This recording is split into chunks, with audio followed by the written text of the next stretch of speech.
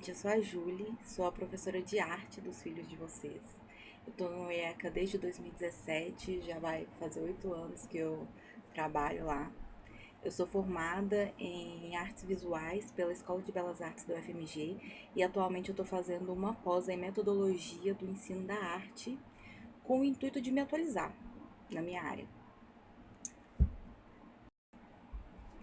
A minha experiência prévia ao IECA como professora, ela envolve um trabalho na escola integrada que eu fiz, de intervenção artística urbana, e várias palestras, seminários e apresentações que eu fiz em outras escolas de várias cidades aqui de Minas, apresentando trabalhos artísticos mais voltados para tecelagem e tapeçaria, que é a minha paixão, assim, eu sou apaixonada com têxtil e eu já fiz apresentação falando sobre a tapeçaria na era medieval, em apresentações medievais, e dando aula de tapeçaria também, mas de forma mais lúdica para crianças em várias escolas. E inclusive, mesmo eu dando aula de intervenção artística na escola integrada, eu trabalhava com texto também. A gente montava grandes obras assim nas telas, nos muros. A gente fazia intervenção mesmo, mas sempre utilizando materiais reciclados, reutilizados, né, tecidos, fitas, fios e criando tecelagens gigantes assim.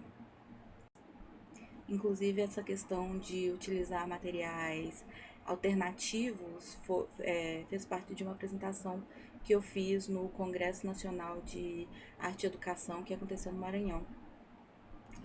Eu apresentei um seminário sobre a utilização de materiais alternativos no ensino de arte. A minha experiência artística ela vai além da sala de aula. Eu trabalho como desenhista em uma empresa de bordados manuais e como designer de estampa para mim mesma, assim, eu faço estampas exclusivas para algumas marcas. Mas eu já trabalhei como tatuadora, já trabalhei como artesã, vários tipos de artesanato, pintura em madeira, encadernação, macramê, frivolité. Aprendi a fazer tricô, nunca consegui aprender crochê, mas enfim, isso aqui não vem ao caso. E eu sou uma pessoa que acredita muito na educação. Eu não acho que um professor seja um receptáculo de conhecimento e que ele despeja isso nos alunos como se fosse uma jarra colocando uma água no copo. Eu não acredito nisso. Eu acho que eu sou uma ponte. Então, todas as experiências que eu mencionei anteriormente, eu acho que tudo isso contribui na hora de dar uma aula, assim, para os alunos. Então, a minha aula, ela flui dessa maneira. Eu pego as coisas que eu sei e eu repasso para eles de forma que eles possam utilizar dentro da experiência que eles já têm ali. Eu acredito muito, por menor que possa ser a experiência de um aluno, ele tem uma experiência, ele tem uma vivência e eu estou sempre aprendendo com eles, inclusive, e eu gosto muito disso, dessa troca. E aí a gente chega em um outro ponto de como funcionam as minhas aulas. Eu começo dando as aulas que eu planejo assim no meu cronograma, mas ao longo do ano a dinâmica das aulas vai mudando de acordo com a demanda da turma. Então tem alunos que eu fico mais tempo no desenho, porque a turma inteira gosta de desenhar, quer aprender os pormenores. Querendo ou não, 4 anos é muito, muito pouco tempo. Então eu vou indo pelo interesse dos alunos. Às vezes a gente vai para uma área de arte têxtil, às vezes a gente vai para uma área de artes gráficas, sempre varia de acordo com a turma e a demanda. Teve um ano que os alunos queriam muito aprender fotografia, então a gente foi estudar composição, enquadramento, como fazer fotografias em preto e branco e por aí vai. Aí agora que vocês já me conhecem um pouquinho, vou falar um pouco sobre as competências que eu ensino em sala de aula. Fiz aqui uma listinha de algumas coisas que eu lembrei. Não se limita a isso, viu, gente? E cada uma dessas coisas também tem vários desdobramentos. Teoria das cores, eu gosto de começar com teoria das cores porque entender como funcionam as cores, como combinar cores, como utilizar as cores para passar uma determinada emoção ou um determinado sentimento que você queira que a outra pessoa que sinta ou que você quer demonstrar que você está sentindo, tudo isso é importante já conhecer desde cedo. Então, para todos os outros trabalhos, a gente vai usar tanto o conhecimento em cores quanto os conhecimentos em desenho que eles vão adquirir aí nesse comecinho do primeiro ano. Na teoria das cores eu explico como que funcionam as cores, porque que a gente enxerga, aquela partezinha lá da física, sabe? Do comprimento de onda. Passo isso para eles, explico sobre cor luz, a diferença de cor luz, cor pigmento. Aí eu passo para a harmonia das cores, cores complementares, cores análogas, cores neutras. Explico o funcionamento das cores na história da arte, como os artistas usavam. Isso.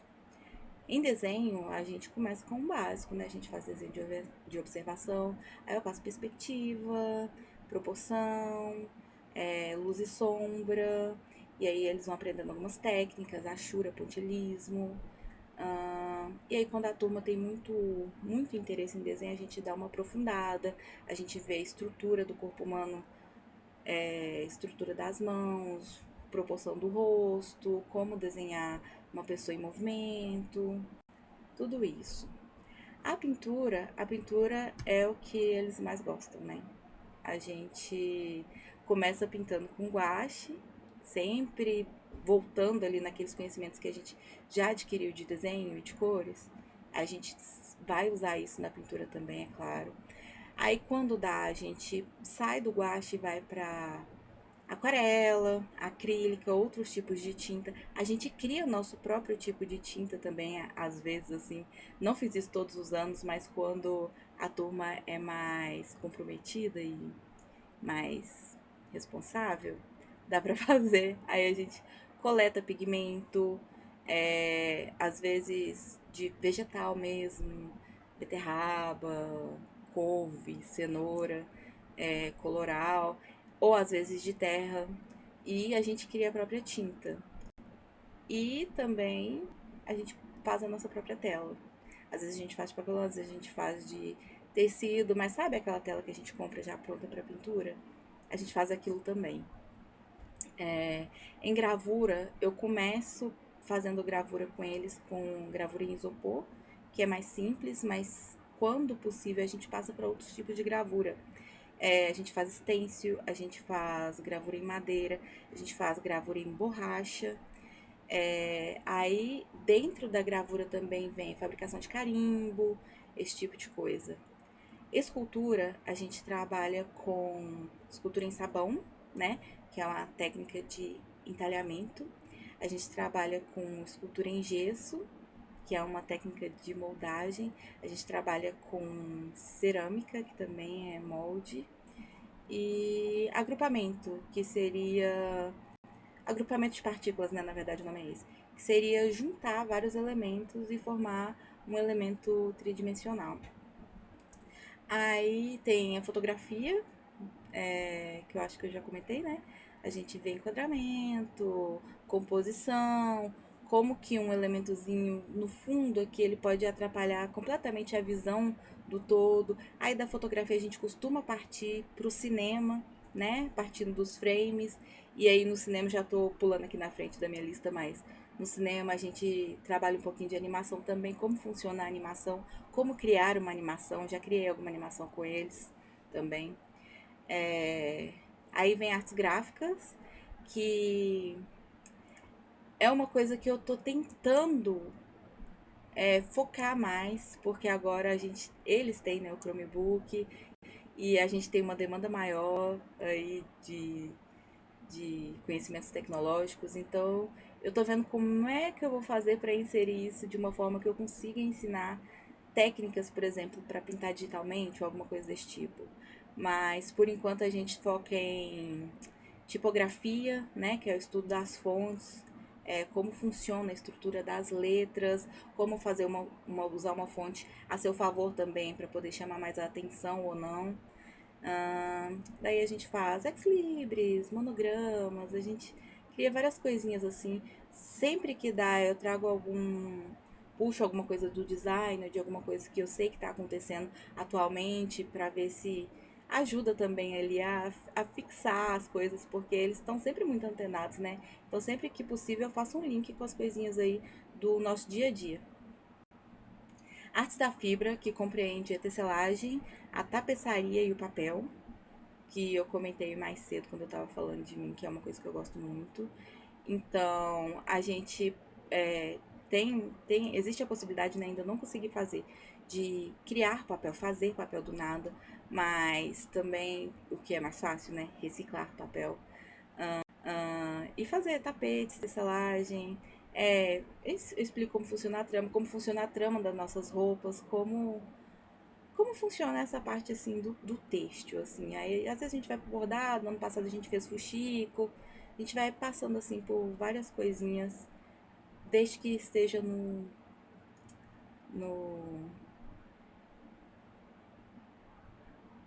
interesse deles. Ah, e, ah, tá, eu passei da arte da fibra parte têxtil, assim, linkei, tá bom, ótimo. E esses componentes que eu acabei de mencionar, nenhum deles está sozinho, tá? Tem uma parte importantíssima do ensino de arte que perpassa todos eles, que é história da arte.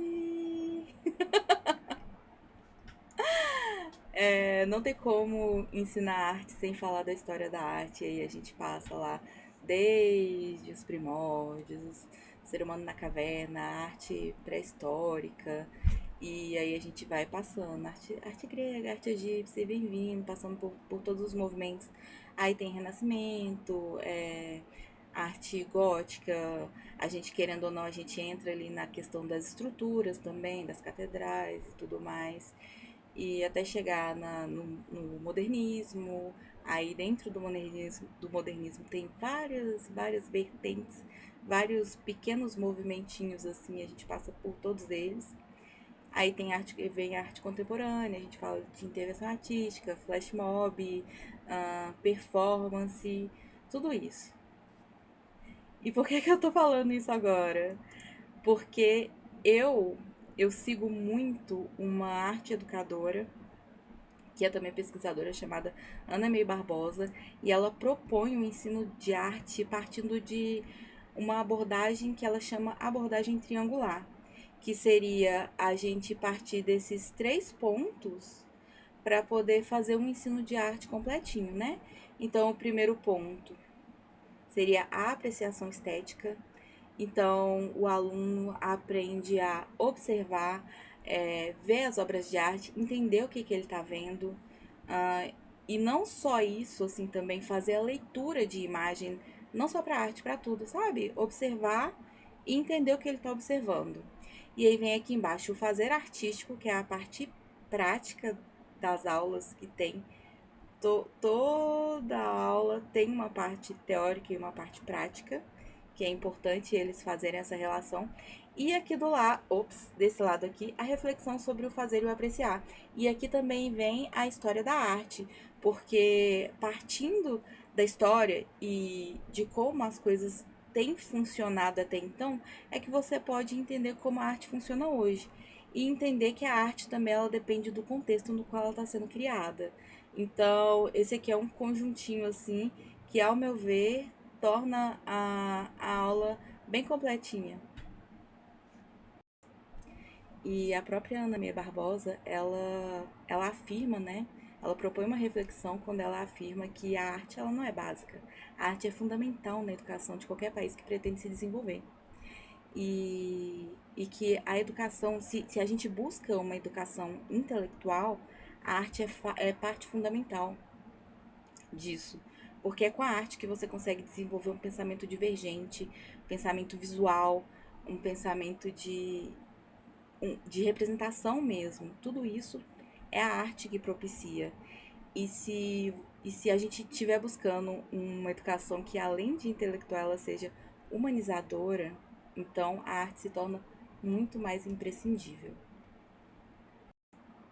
E eu vou encerrar o vídeo com uma frase da própria Ana May, Mas saibam que se vocês tiverem qualquer dúvida ou quiserem entrar em contato para falar qualquer coisa, críticas, sugestões são aceitas. Eu falo isso sempre com os alunos, tá? Esqueci de mencionar aqui, isso é uma coisa importante na minha aula.